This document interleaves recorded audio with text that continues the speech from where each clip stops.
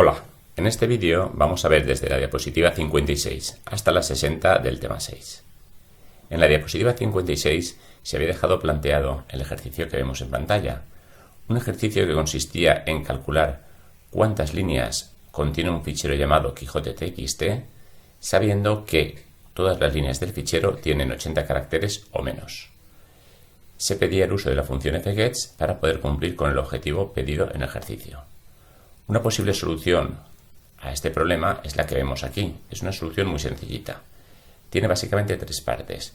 Una primera parte que es donde se abre el fichero Quijote.txt en modo lectura, simplemente comprobando que no ha habido error al abrir el fichero. Una segunda parte que ahora después veremos en profundidad, que es la que calcula el número de líneas del fichero. Y una última parte que simplemente muestra los resultados y cierra el fichero. Bien, para el cálculo del número de líneas que tiene el fichero se utiliza la función fgets.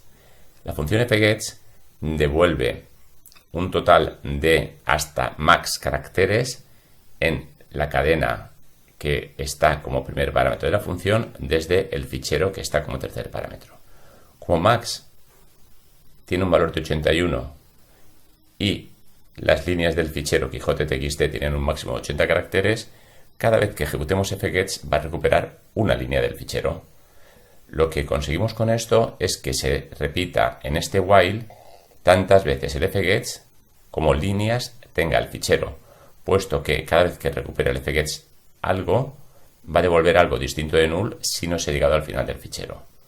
Con esto conseguimos que haga tantas iteraciones como líneas tenga el fichero, como decíamos, y en cada iteración lo que hacemos es que incrementamos en 1 una variable líneas previamente definida y a la que le hemos puesto el valor inicial de 0.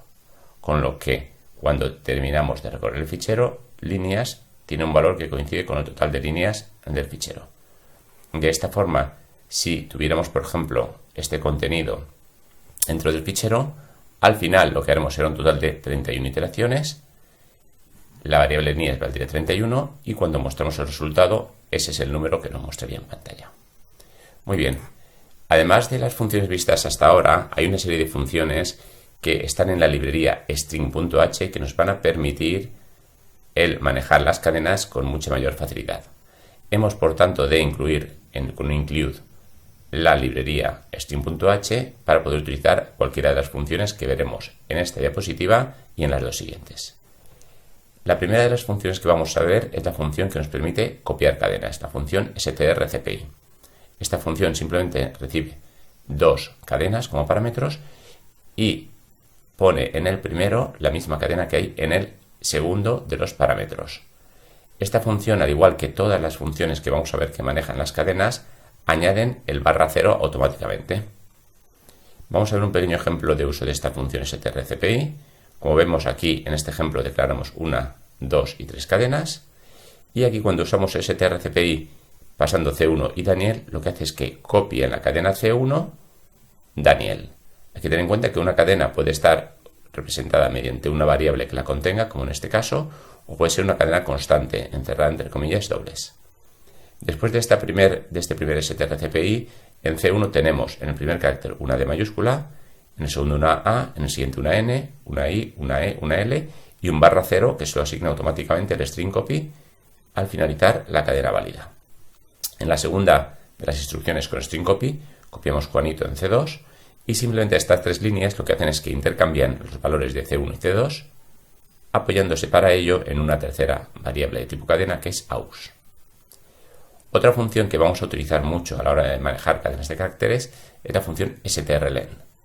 strlen recibe un único parámetro, que es una cadena, y devuelve el total de caracteres que hay en dicho parámetro hasta la primera ocurrencia del /0, sin incluir el /0. Así pues, en un ejemplo como este, donde tenemos una cadena a la que le estamos poniendo inicialmente como valor Daniel, si yo intento guardar en la variable long con strlen el total de caracteres que hay en dicha cadena, lo que se va a guardar es el valor 6, ya que va a contar 1, 2, 3, 4, 5 y 6. Detrás de la L hay que recordar que internamente tendrá el /0, pero este carácter no se cuenta cuando utilizamos la función strlen. Muy bien. Vamos a ver otra función que nos permitirá concatenar cadenas, que es la función strcat. Esta función simplemente añade lo que hay en la segunda de las cadenas a lo que ya había en la primera cadena, sin machacar lo que había en la misma, de tal manera que el barra 0 se añade automáticamente justo después de la cadena que acabamos de anexar. Si no queremos añadir, concatenar toda la cadena origen a la cadena destino y solo un trozo de la primera parte de la cadena origen, podemos usar la función strncat, que hace lo mismo, solo que la parte que anexa, que concatena de la cadena origen, está compuesta por los n primeros caracteres de origen, siendo ese valor de n determinado por el tercero de los parámetros. Vamos a ver este ejemplo y enseguida se entenderán bien lo que hacen las dos funciones. Bien, en este ejemplo declaramos 1, 2, 3 cadenas de 27 caracteres y una cuarta cadena mayor, completo. Vamos a suponer que aquí, cuando nos pide el nombre y se lee con el gets, lo que hace el usuario es introducir como nombre Ana. En la segunda de las ocasiones nos pide el primer apellido, supongamos que introduce Mora y que como segundo apellido introduce Gil. Hay que destacar que hemos usado gets para leer estas cadenas, ya que tanto el nombre como cualquiera de los apellidos podría haber sido compuesto, y con el gets podríamos haber leído el nombre o el apellido aunque fuera compuesto sin problemas. Bien, ahora el objetivo del ejercicio es copiar en la cadena completo el nombre y los dos apellidos. Para ello vamos a comenzar copiando con strcopy el nombre a completo. Tras esta primera instrucción, lo que queda en completo es Ana. A continuación, lo que tendremos que hacer es concatenar un espacio en blanco para separar el nombre y el primer apellido. Lo hacemos con la función strcat. A completo le concatenamos un espacio en blanco y queda de esta forma. Posteriormente, ya podemos añadir el primer apellido y un espacio en blanco, ambos con strcat. Añadimos el primer apellido y luego el espacio en blanco. Y por último, concatenamos el segundo apellido, con lo que se queda el nombre completo en la variable completo y lo que mostraría por pantalla precisamente sería Ana Mora Gil al mostrarlo con la última instrucción. Muy bien, otra función que nos puede ser muy útil a la hora de comparar cadenas es la función strcmp. Esta función strcmp compara las dos cadenas que recibe como parámetro, devolviendo un valor de 0 si ambas cadenas son iguales hasta el barra 0, mayor que 0 si la primera es mayor y menor que 0 si la segunda es la mayor. Vamos a ver este ejemplo y luego concretaremos en qué consiste que una cadena sea mayor o menor que otra. Antes de ver este ejemplo, destacar que tenemos una versión alternativa a strcmp, que es strncmp, que se comporta igual que strcmp, compara dos cadenas, pero solo compara los n primeros caracteres de ambas cadenas, siendo n el tercero de los parámetros que es capaz de recibir la función strncmp. Vamos a ver este ejemplo y ahora concretaremos en qué consiste, como decíamos, que una cadena sea mayor que otra. En este ejemplo simplemente se piden dos nombres que se guardan en las cadenas nom y nom1 y luego se utiliza la función strcmp para ver si la primera de las cadenas es mayor o igual a la segunda. Por eso, en la condición del if ponemos si lo que devuelve la función es mayor o igual a 0. Si es así, entonces muestra primero la segunda y luego la primera. Si va hasta el else es porque el resultado de strcmp es menor que 0 y si es menor que 0 es porque la segunda cadena es mayor que la primera. Entonces los vamos a mostrar al revés. Es decir, estamos mostrando alfabéticamente los dos nombres. Vamos a ver un ejemplo un poco más detallado que nos servirá mejor para entender lo que decíamos de cuando una cadena es mayor o menor que otra. Aquí tenemos una función que recibe un valor entero. La hemos utilizado como una función de apoyo para explicar después cómo se comportan las funciones strcmp y strncmp. Esta función simplemente recibe un valor entero. Si el valor es menor que 0, dice que es menor la primera. Si es mayor que 0, dice que es menor la segunda. Y si no, dice que son iguales, simplemente. En el main lo que hacemos es que llamamos a esta función para que nos muestre un mensaje u otro en función de lo que devuelve strcmp.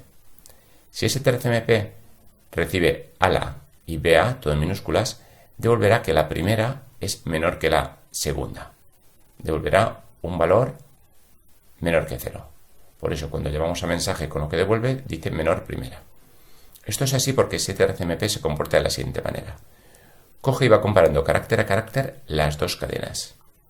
Mira el primer carácter en primer lugar.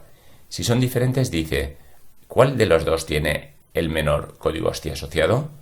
Como sabemos que el código ASCII de las letras minúsculas es consecutivo y está ordenado alfabéticamente, sabemos que la A minúscula, de hecho, tiene un código ASCII que es una unidad menor que la B.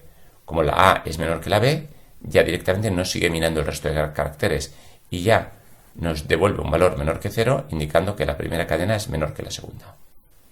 Si esto lo hiciéramos, pero resulta que el primer carácter es igual, como ocurre en el segundo caso, lo que hace es que pasa a mirar el segundo de los caracteres.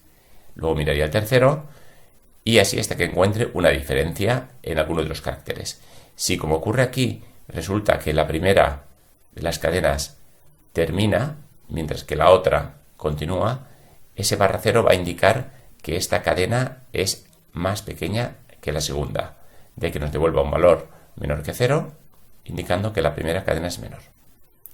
Sin embargo, si comparamos las dos mismas cadenas, pero con strncmp y limitamos la comparación a dos caracteres, simplemente compara la primera A y la primera L, con lo cual, al ser iguales ambos caracteres en las dos cadenas, nos devolverá un valor de 0 indicando que son iguales.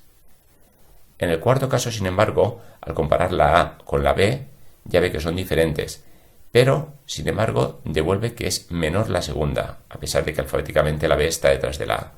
Esto es así porque en la tabla ASCII están de manera consecutiva alfabéticamente todas las letras mayúsculas y posteriormente todas las minúsculas, con lo que los códigos ASCII de las letras mayúsculas son menores que los de las minúsculas.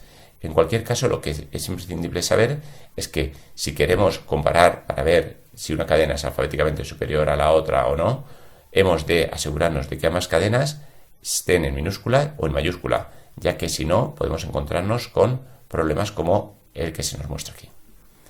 Por último, vamos a ver el último ejemplo. En este caso, la primera cadena tiene una A como primer carácter, al igual que la segunda. Pasaría a mirar el siguiente, una L versus una B. Como la B tiene un código ASCII menor que la L, nos diría directamente que la segunda cadena es menor.